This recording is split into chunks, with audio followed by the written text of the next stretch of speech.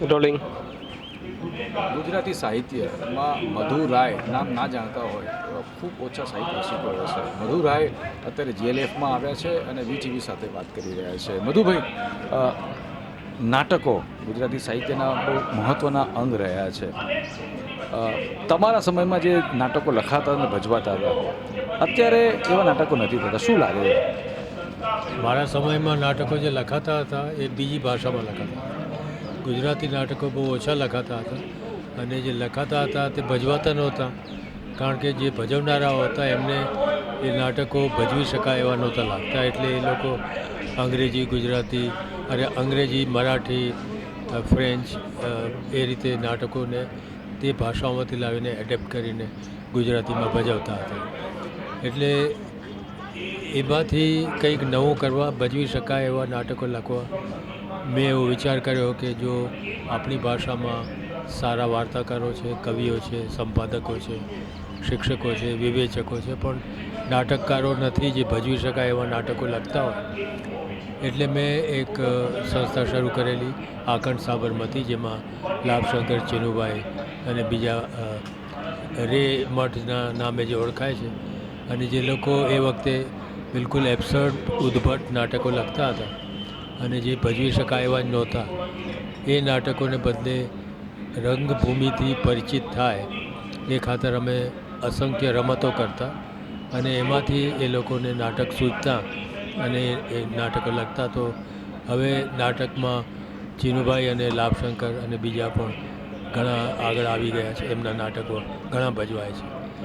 એટલે હવે કદાચ એમ તમે કહી શકો કે હવે લખાતા નાટકો ગુજરાત સાહિત્યનું મોટું અંગ છે, કારણ કે પહેલાં લખાતા નાટકો સાહિત્યનું અંગ બની શક્યા નહોતા. મધુભાઈ, ખાસ કરીને અમારા સમયમાં એક્સપેરિમેન્ટ થતા હતા, એબ્સર્ડ નાટક આવતા. લાભસંગ ઠાકરે પણ એબ્સર્ડ નાટક આપ્યા છે. તો એ પ્રયોગ કેમ બંધ થઈ ગયા? પ્રયોગ બંધ એટલા માટે થયા કે જે એબ્સર્ડની જે મૂવમેન્ટ હતી એ જ આખી ઇમ્પોર્ટેડ હતી. એબ્સર્ડ નાટકો શરૂ થયા ત્યાં યુરોપમાં અને પછી કંઈક અંશે અમેરિકામાં, કારણ કે એ લોકોએ મહાયુદ્ધો જોયેલા, વિશ્વયુદ્ધો જોયેલા અને બીજી અનેક પ્રકારની વિટંબણાઓ સહેલી. એમાંથી જે એ લોકોને જે વ્યથા એમાંથી જે ઉપજેલી, એના જવાબ રૂપે આ એબ્સર્ડ નાટકનો જન્મ થયેલો. અને એ વખતે ત્યાં જે પ્રકારના સ્ટ્રેટ નાટકોની બોલબાલા હતી, એની સામે એક વિરોધ તરીકે, જિહાદ તરીકે પ્રયોગ ખાતર આવા નવા નાટકો શરૂ થયા. ત્યાં પણ એબ્સર્ડ નાટકો બહુ ચાલ્યા નહીં અને અહીંયા પણ ચાલ્યા નહીં, કારણ કે એમનામાં મંચન ક્ષમતા બહુ ઓછી હતી. અને હું માનું છું કે એટલા ખાતર જ હવે પણ એ નાટકો એ રીતે લખાતા નથી, કારણ કે એવા નાટકો કોઈ ભજવતું નથી. આ મારી અંગત સમજણ છે. હું 40 વર્ષથી આ દેશની બહાર રહું છું, એટલે મને ખરેખર ખબર નથી કે અહીંયા શું થઈ રહ્યું છે. જે લોકો પાસેથી સાંભળીએ, પત્રિકાઓમાં વાંચીએ, એના ઉપરથી જે અંદાજ આવે એ હું તમને કહી રહ્યો છું. એટલે મારા જવાબ બધા સાચા હોય એ અથવા બધાને સ્વીકાર્ય હોય એ જરૂરી નથી. આપણા એક સમયમાં સંતુ રંગીલી ખૂબ જાણીતું થયેલું હિન્દી ફિલ્મ વોટ્સ યોર રાશિ બની હતી.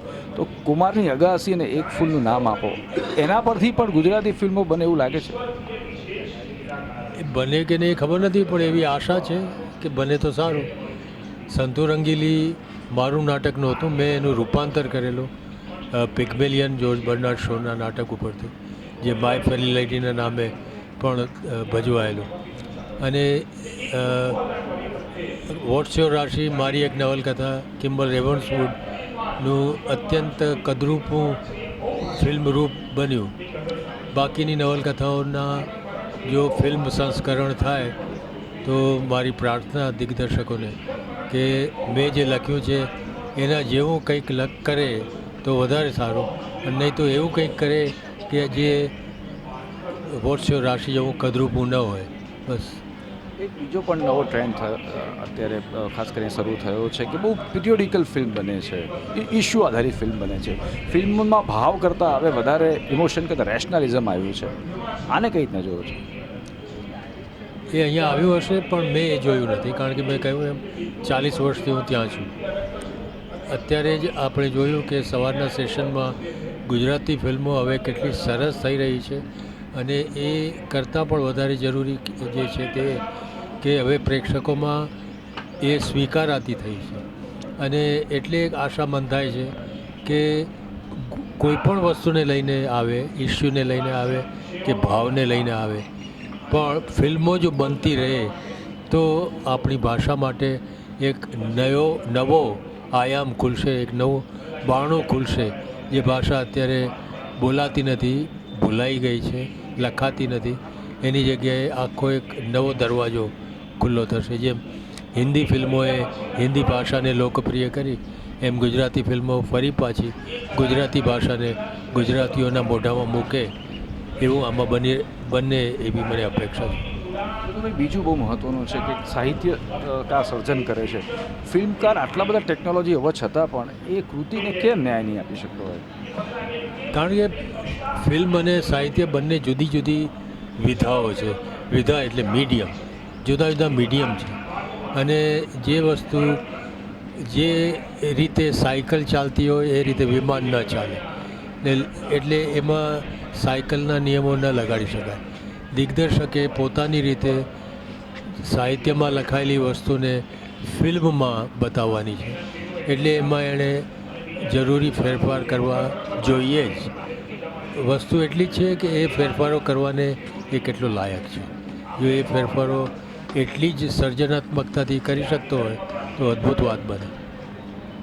છેલ્લો સવાલ સાહેબ, ડાયોસ્પોરા સાહિત્ય અત્યારે વિકસી રહ્યું છે અને ગુજરાતમાં પણ એના માટે લોકો વાંચે છે અને અપેક્ષા પણ રાખે છે કે સારું ડાયોસ્પોરા સાહિત્ય આવે. તમને શું લાગે છે ડાયોસ્પોરા સાહિત્ય એ ગુજરાતી, ખાસ કરીને પ્રદેશમાં, કેટલું ગુજરાતી ભાષાને મજબૂત કરશે? મારું તો એવું માનવું છે, અને કદાચ બીજાઓ એ વસ્તુ સ્વીકારશે નહીં, પણ મારું એવું માનવું છે કે અહીંયાથી જે ગુજરાતીઓ ત્યાં ગયા છે એ લોકો માટે ગુજરાતી ભાષા એ પોતાની ઓળખ છે. જ્યારે અહીંયાના ગુજરાતીઓને ગુજરાતી ભાષા એટલી બધી પોતાની લાગે છે કે એના વિશે એ લોકો વિચારતા જ નથી. ત્યાં અમે ગુજરાતી ભાષાનો બિલ્લો લગાડીને ફરીએ છીએ અને ગુજરાતી સાચી લખાય, એની જોડણી સાચી હોય, વ્યાકરણ શુદ્ધ હોય, એના અમારા પ્રયત્નો હોય છે. કારણ કે અંગ્રેજી તો ત્યાં બધા જ બોલે છે. જ્યારે અહીંયા આવીએ છીએ ત્યારે ગુજરાતી ભાષામાં અંગ્રેજીના જે લીંડા જે પડે છે એનાથી અમને એમ કમકમા આવે છે કે આ શા માટે આપણી આટલી ચારુ ભાષાને શા માટે આ લોકો આવી રીતે તોડી મરોડીને ઉકરડા ભેગી કરે છે. પણ એ હવે આજનો એ જેને ગુજરાતીમાં ટ્રેન્ડ કહે છે તે ટ્રેન્ડ છે, અથવા ગુજરાતીમાં જેને ક્રેઝ કહે છે એ ક્રેઝ છે. એટલે એ પૂર કંઈ અટકાવી શકાય એમ નથી. અમારા જેવા વૃદ્ધો અમારી જૂની ભાષાને યાદ કરીને આક્રંદ કરે એટલું. બાકી તો શું કહું, ત્યાંના લોકો જ ગુજરાતી ભાષા સાચવશે એવી હું કહીને હું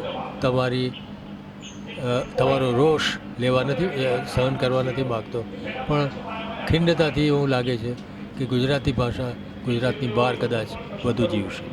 બહુ મહત્ત્વની વાત મધુભાઈએ કરી કે ગુજરાતની ભાષા ગુજરાત બહાર વધારે જીવશે. પણ ગુજરાતી ભાષા અને સાહિત્યને વધારે મજબૂત કરવા માટે મધુરાય જેવા સર્જકોની ખૂબ આવશ્યકતા છે. કેમેરામેન મેહુલ રાઠોડ સાથે પરેશ દવે, VTV, અમદાવાદ.